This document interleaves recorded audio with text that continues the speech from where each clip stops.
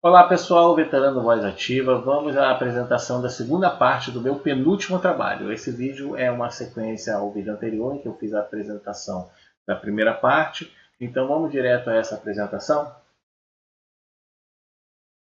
Como introdução, vamos contextualizar aqui, relembrando do que se trata esse meu trabalho. Tá? São duas propostas que eu elaborei, uma seria um projeto de lei de disposições transitórias para resolver diversas divergências, não só da Lei 3954, como também da própria MP 2215, e uma proposta de decreto que regulamenta o adicional de habilitação, tá? Aquela questão de lacuna, etc., dos cursos. Tá? No vídeo anterior eu falei sobre esse projeto de lei de disposições transitórias, detalhei cada artigo aqui, cada proposta feita, exceto o artigo 6º, que eu mencionei, mas não me aprofundei, porque ele trata da mesma coisa que eu vou falar aqui hoje. Tá? Basicamente é o mesmo texto. Então nós vamos entrar hoje aqui nessa proposta de decreto. Vamos a ela? A proposta de decreto. Vamos entender o que é aqui contextualmente do que se trata. Tá? A proposta seria fazer um regulamento do adicional de habilitação, tá? Que é tratado tanto na medida provisória e também na Lei 3954. Tá? Essa regulamentação, na verdade, já existe no artigo 3º do Decreto 4307 de 2002, que regulamenta toda a MP 2215. Tá? A ideia é revogar o artigo que tem lá e colocar as disposições aqui. Tá? Os dois primeiros artigos são basicamente o que tem já no 4307, e no artigo 3º a ideia é fazer uma equiparação de percentuais para resolver algumas divergências. Tá? Eu vou já explicar um pouco sobre isso, beleza? Sobre essa equiparação de percentuais. Tá? Primeiro eu quero enfatizar que não se trata de equivalência de cursos, a proposta não pretende tratar de equivalência de cursos nem equiparação de cursos. Tá? A ideia é conceder percentuais aos militares naqueles casos em que houve algum tipo de omissão por parte das Forças Armadas. Por exemplo, é o caso da lacuna. Tá? E aqui eu coloquei assim, o caput desse artigo seria assegurado aos militares que tenham passado para a atividade até 31 de dezembro de 2022, já vou explicar essa data, a percepção dos percentuais correspondentes aos níveis de adicional de habilitação conforme as condições a seguir. Tá? E aí adiante a gente fala das condições. Tá? A ideia é conceder aos veteranos, tá? No caso aqui, como esse projeto aqui é um projeto que foi reformulado para o próximo governo, a partir de 2023, a ideia é que quem fosse quem foi para a reserva, quem foi ou quem ainda for até o final de agora de 2022, seja contemplado. Tá? Antes das versões anteriores eu colocava ali um período, a lacuna e tal, mas a gente colocou de forma mais abrangente. Do mesmo jeito que os generais, tá? Os oficiais generais têm os altos estudos, mesmo tendo posto acima, eu acho que aquele militar que deveria ter feito o curso, mas não fez porque não existia, também, né? Mesmo tendo posto acima, tem que ter. Tá bom? Então, a ideia é assegurar esses percentuais para esses militares. Tá? Essa data aqui é uma data que pode ser aí negociada com o próximo governo e tal, mais adiante a gente fala mais um pouquinho sobre isso. Tá? Vamos entrar aqui nos itens para entender melhor as concessões que a gente está propondo, beleza? Começando pelos altos estudos categoria 1, tá? Vamos ver quem eu pretendo colocar como altos estudos categoria 1. No caso, seria os oficiais de quadros auxiliares, que são oriundos de praças. Tá? Esses são oficiais que fazem algum processo seletivo em algum momento para serem promovidos a oficiais. Geralmente vai até capitão ou capitão-tenente, no caso da Marinha. Então, coloquei todos os quadros, né? O auxiliar da Armada, o auxiliar fuzileiro, o próprio QAO do Exército e o quadro de oficiais especialistas da aeronáutica, que é o pessoal que faz a AOF. Tá? No caso dos suboficiais, a ideia é conceder altos estudos àqueles suboficiais ou subtenentes que tenham feito todos os cursos da carreira. Na Marinha, é o próprio curso de aperfeiçoamento deles, mais o que eles chamam de pacotão, que é o curso de habilitação que é feito pelo primeiro sargento para ser promovido a sub. Tá? Subtenente do Exército seria o próprio CAIS mesmo, que era só o curso de aperfeiçoamento que eles tinham, mas para turmas anteriores a 91, porque para as turmas de formação até a partir de 1991 eles já tiveram toda a oportunidade de fazer o Chacal, tá? E no caso dos suboficiais da FAB, para quem fez o CAIS até a primeira turma de 2019, que a primeira turma de 2019 era um curso 2 em 1, na verdade, né? Ele englobava não só aperfeiçoamento como habilitação, tal como na Marinha, tá? Em vez de ser 2 cursos separados, era tudo num só, tinha uma carga horária grande, era o dobro do tempo, o triplo de carga horária. E a partir da segunda turma de 2019 passou a ser um curso pequeno, já voltado para o segundo sargento, tá? E para o pessoal que lá na frente já teve ou vai ter a oportunidade de fazer o novo curso de altos estudos, tá? Então a ideia é considerar altos estudos para altos estudos 1 para esse pessoal aí, beleza? Agora os altos estudos categoria 2, quem ficaria com esse percentual, tá? Nesse caso aqui eu coloquei suboficiais e subtenentes que não estejam quadrados no inciso anterior. Ou seja, são casos, geralmente são exceções de militares que chegaram à graduação de suboficial ou subtenente. Tá? E geralmente isso aí existe na FAB, tá? Sem o curso de aperfeiçoamento. Tá? Então, esse pessoal, para ter uma diferenciação ali, me parece justo, ficaria com altos estudos categoria 2. Tá? E os primeiros sargentos que concluíram com aproveitamento o curso de aperfeiçoamento. Tá? E aqui é que eu começo a detalhar uma ideia, tá? Que seria uma padronização, né? Que seria cabos terem especialização, tá? Aí o segundo sargento, todos eles terem em algum momento o aperfeiçoamento, o primeiro sargento em algum momento ter o altos estudos 2 e o suboficial altos estudos 1. Tá? Então, se o primeiro sargento já fez o aperfeiçoamento, é porque, na verdade, ele deveria ter os altos estudos 2. Tá? Então, a ideia é por isso eu coloquei aqui. Beleza? Agora, o aperfeiçoamento. Quem é que deveria ter o curso de aperfeiçoamento? A quem eu proponho que seja garantido o percentual do aperfeiçoamento, mesmo que não tenha tido a oportunidade por alguma missão da força? Os primeiros sargentos não enquadrados no item anterior, certo? Ou seja, se o primeiro sargento ainda não fez, ele deveria ter feito, tá? Na verdade, deveria ter feito, a meu ver, como segundo sargento. Segundo sargento que concluir com aproveitamento a especialização, tá? Segundo sargento em geral, tá? E aqui eu coloquei todos os quadros especiais, são várias siglas de todas as forças, tá? Sempre houve uma omissão por parte das forças que eles consideravam que os quadros especiais não deveriam fazer o curso de aperfeiçoamento, tá? No geral, na Marinha, o pessoal tem especialização, na FAB também, que eles já conseguem esse percentual a partir das primeiras graduações, tá? E no Exército às vezes fica só com formação mesmo. Mas esses sargentos cumprem todas as tarefas que os demais.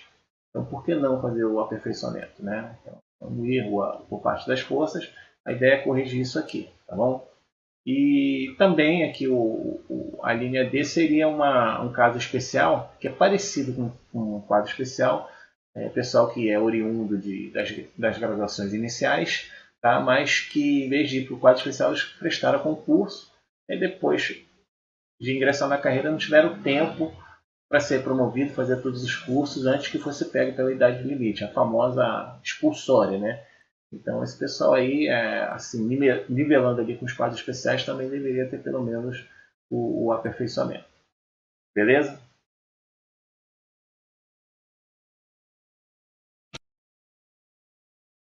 E agora o nível de especialização. Quem deveria ter garantido aí o percentual de especialização? Aí a gente segue aqui, no inciso 4 seria os cabos, tá? Que tenham concluído com aproveitamento o curso de formação, tá? Assim, na FAB, na Marinha, normalmente os cabos já têm mesmo, né? Eles fazem ali uma especialização das graduações iniciais, mas no Exército nem isso. Então a ideia é nivelar mesmo para que todas as forças tenham assim um padrão, beleza? Agora a questão do QTA da FAB, tá? O QTA da FAB ele é um quadro um tanto quanto complicado, tá? Eu até já fiz um vídeo sobre isso, tá?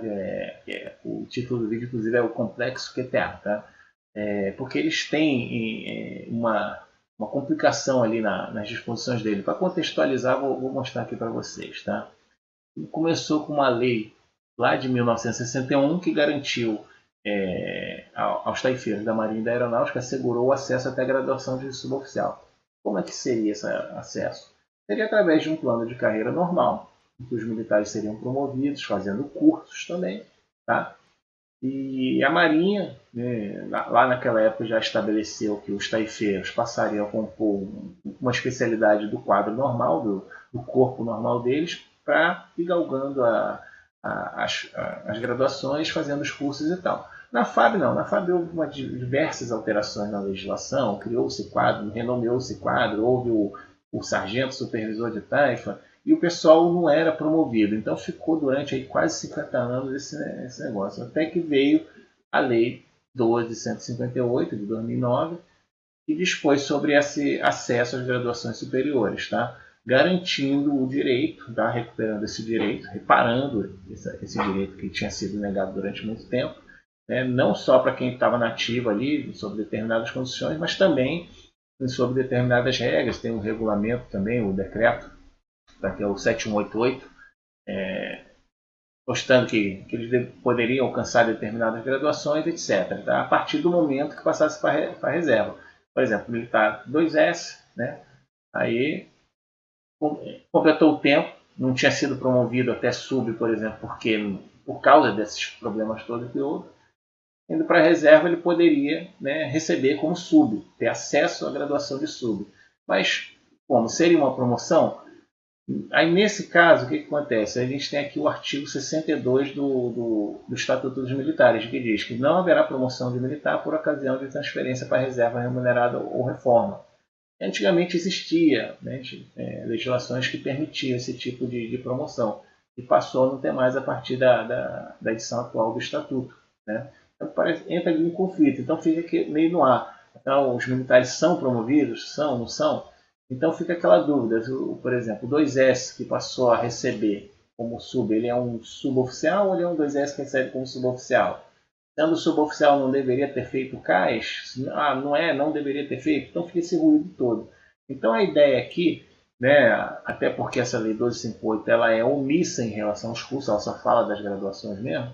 Então a ideia aqui é criar uma disposição que garanta para os militares do QTA que no caso deles terem sido beneficiados pela lei 1258, está enquadrado nas disposições dela, que tudo que está disposto aqui sobre autoestudos 1, 2, aperfeiçoamento, etc., que seja aplicado àquela graduação que ele atingiu.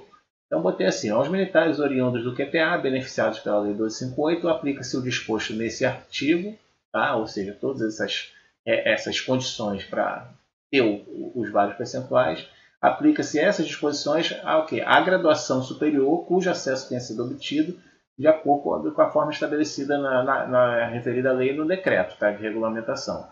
Ou seja, não interessa se a FAB considera ele, ou o MD considera ele, um 2S ou um S que receba como sub, ou um 2S que receba como S, um taifeiro maior que receba como sub, ou se ele foi realmente promovido a sub.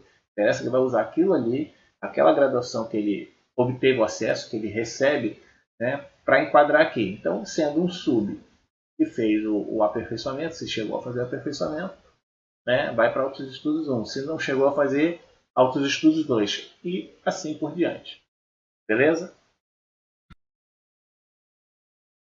Disposições finais do decreto. Vamos ver aqui os últimos artigos, tá?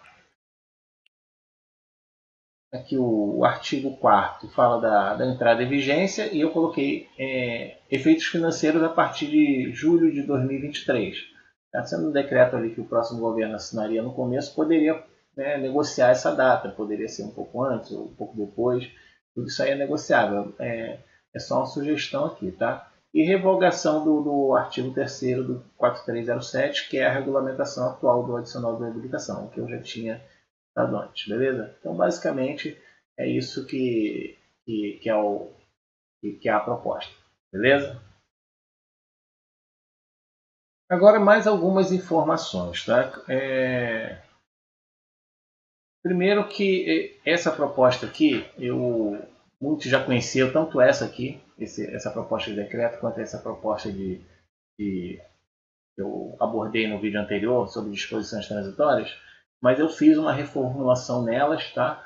Para colocar mais para a realidade para o próximo governo, a partir de 2023, e nós vamos contar aí com a gentileza do Dr. Gilson Gomes, que ele está afiliado ao partido, para que ele deve ter um caminho mais fácil para levar o pessoal do próximo governo. Então, a gente tem uma boa esperança de que possa ter um fruto bom a partir disso aí. Beleza? Bom, pessoal, era sobre isso que eu tinha para tratar para vocês agora. Essa é a última parte desse meu penúltimo trabalho, que compreendia essas duas propostas que eu elaborei. Tá? E se tudo der certo, com o apoio do Dr. Gilson Gomes, isso aí vai chegar ao pessoal do próximo governo, tá? E com uma boa perspectiva de que a gente possa ser atendido, ou pelo menos a gente possa ser ouvido, né, para negociar e tal. E também, possivelmente, a gente eu vou apresentar de novo essas propostas em lives do Dr. Gilson, onde a gente vai debater, talvez o pessoal tenha mais alguma sugestão, etc. Tá? Então, agradeço muito a todos. Tá? Até a próxima e valeu!